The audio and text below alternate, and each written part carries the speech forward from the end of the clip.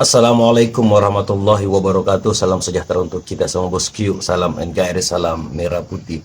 Mungkin sebagian netizen itu beranggapan bahwa wajar ketika Pak Bahlil ini komplak karena ia mengikuti sang majikan yakni Pak Mulyono. Nah, Pak Mulyono tuh saya dengar-dengar nilai IP-nya cuman di bawah 2 tuh.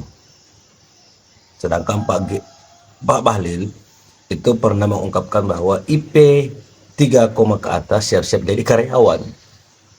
Sedangkan ia saja punya nilai di bawah 3, bisa jadi menteri katanya tuh. Jadi di bawah 3 bisa jadi menteri, di bawah 2 bisa jadi presiden.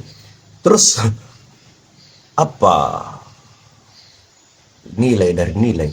Mungkin gitu ya. Dan kemudian ada Pak Hasto mengungkapkan bahwa Pak Mulyono titipkan undang-undang KPK untuk mengamankan Gibran dan juga menantunya si Nasution. Kemudian aktivis 98 di saat aksi kemarin ia menyebutkan bahkan menyindir tentang ijazah palsu Pak Mulyono. Mari kita simak videonya. Kalau IP-nya 3, yang gede-gede, ini siap-siap jadi karyawan. Agak lain. Dan IP saya tidak sampai 3. Asli. Saya pernah ngomong Bangga begitu, ya? saya bilang IP 3 pun jadi menteri kok, nggak perlu IP 3 lebih. Saya dimarah sama orang lain gitu.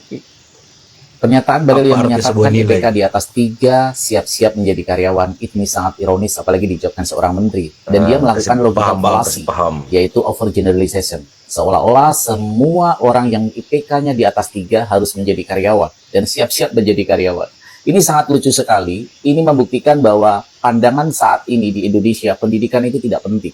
Yang penting lo bisa kaya, lo bisa dapat jabatan. Walaupun dengan cara apapun lo mendapatkan jabatan. Dan lo Bahlil mendapat jabatan bukan karena kualitas lo.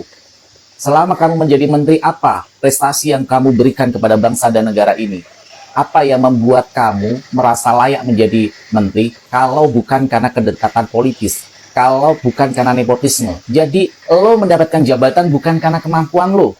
Kamu mendapatkan jabatan menteri itu karena kedekatan kamu dan mungkin bisa karena kecerdasan kamu menjilat, kepintaran kamu dalam menjilat sehingga mendapatkan jabatan menteri. Teman-teman semuanya, pernyataan orang yang ironis sekali, dia adalah seorang menteri, seolah-olah pendidikan sangat tidak penting di negeri ini. Ini kenapa? Kalau menterinya aja seperti ini, bagaimana dengan rakyatnya? Maka muncullah buzzer-buzzer yang dimana kebodohan mereka dimanfaatkan oleh pejabat-pejabat serakah, pejabat-pejabat culas dalam mengeruk kekayaan negeri ini karena mereka bisa dimanfaatkan. Ketidakmampuan mereka berpikir secara rasional dimanfaatkan oleh pejabat-pejabat yang serakah ini untuk mengeruk kekayaan negeri ini, memperkaya diri mereka sendiri tanpa sadar masyarakat Indonesia mendukung mereka, pejabat-pejabat yang tidak punya kompetensi, yang hanya karena kepintaran mereka menjilat, mereka mendapatkan jabatan.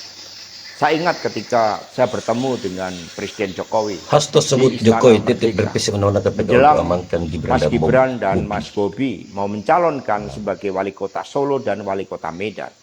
Satu, saya mengatakan kepada Pak Presiden Jokowi sekaligus untuk menguji keseriusan beliau di dalam mencalonkan anak dan menantunya. Pak Presiden, apakah betul Bapak mau mencalonkan Mas Gibran dan Mas Bobi sebagai wali kota? Loh, kenapa Pak Sekjen?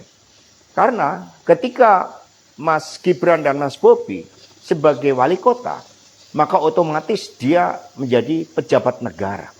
Dan ini akan sangat rawan terhadap berbagai bentuk gratifikasi, suap, dan berbagai tindakan korupsi lainnya. Presiden Jokowi sempat termenung saat itu.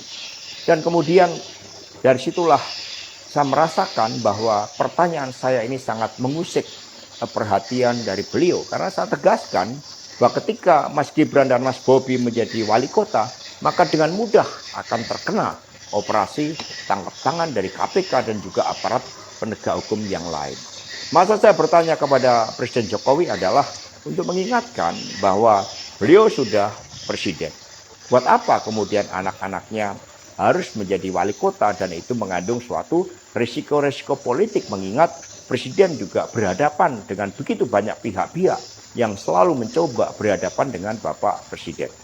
Tetapi beberapa saat kemudian saya menerima salah seorang menteri. Dan beliau mengatakan kepada saya bahwa sudah mendapatkan arahan dari Presiden Jokowi untuk melakukan revisi Undang-Undang KPK. Saat itu dijelaskan berbagai pasal-pasal penting, misalnya bahwa pimpinan KPK tidak otomatis bertindak sebagai penyidik. Kemudian ada beberapa pasal-pasal yang tidak memungkinkan bagi penyidik independen untuk bergabung ke KPK. Berbagai revisi-revisi itu, karena ini adalah perintah dari Presiden, maka ya saya sarankan untuk bertemu dengan seluruh jajaran fraksi di DPR RI dan coba menggalang atas perintah dari Presiden. Nah, saat itu Pak Menteri yang menjadi kepercayaan dari Pak Jokowi ini menyampaikan bahwa kira-kira akan diperlukan dana sebesar 3 juta US dollar untuk menggolkan revisi undang-undang KPK. Dan mengapa berjalan mulus? Karena Presiden Jokowi punya kepentingan untuk melindungi Mas Gibran dan Mas Bobi. Maka sejarah mencatat revisi undang-undang KPK ini dilaksanakan sebelum pelaksanaan pilkada serentak di mana Mas Gibran dan Mas Bobi berproses menjadi wali kota. Maka ketika terpilih menjadi wali kota, amanlah dari berbagai persoalan hukum karena KPK sudah dilemahkan. Jadi dari keterangan saya, yang saya pertanggungjawabkan secara hukum, secara politik, yang saya pertanggungjawabkan di atas Tuhan yang Maha Kuasa tentang kebenaran pernyataan saya ini, meskipun tanpa bukti, rakyat Indonesia bisa mengetahui bahwa pelemahan KPK dilakukan oleh Presiden Jokowi, kemudian dampaknya dituduhkan kepada PDI Perjuangan. Ini jawaban buat Mas Novel Baswedan. Terima kasih. Tegakkan kebenaran. Satyam Eva Jayate. Merdeka. Mantul, merdeka. Canggih nih Pak Jokowi. Jokowi kritik tapi nggak ada yang sadar. Dengan Apa tuh? santainya memberikan 2 kritikan tajam kepada negara ini. Yang pertama adalah sistem pemerintahan, yang kedua adalah kritikan terhadap sistem kepartaian kita. Dan dengan canggihnya dia, nggak ada yang sadar juga. Dia bilang kan dia akan bentuk partai terbuka. Sebelumnya dia bilang saya bikin ini partai perorangan ini. Itu kan sebetulnya dia membuat kritikan tajam kepada sistem kepartaian kita. Partai perorangan, kan hampir semua partai politik itu say-nya dia ada di perorangan ketum. Pada saat ulang tahun Gerindra, dia sampaikan lagi kritikan tajam kepada negeri ini, kepada pegiat-pegiat demokrasi. Pak Prabowo nggak ada yang berani kritik. Pak Prabowo adalah presiden terkuat di dunia, padahal banyak partainya. Aksi gabungan rakyat hitamkan istana. Ini aktif 98. Coba kita Tahun baca. 98 saya berjuang untuk melawan KKN. Hari itu banyak nyawa. Salah satunya saya antarkan nyawa adik kelas saya tertembak di dada sebelah kiri. Hari ini Prabowo Subianto jangan lakukan yang sama pada anak bangsa. Polisi, tentara, jangan lakukan hal yang sama pada tahun 98. Karena apa? Situasi hari ini sangat jauh berbeda.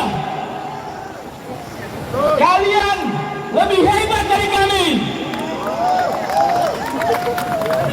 Saya meminta kepada pemimpin negeri ini, masa depan hari ini harus cerah, harus emas. Pertanyaannya, apakah Prabowo mampu?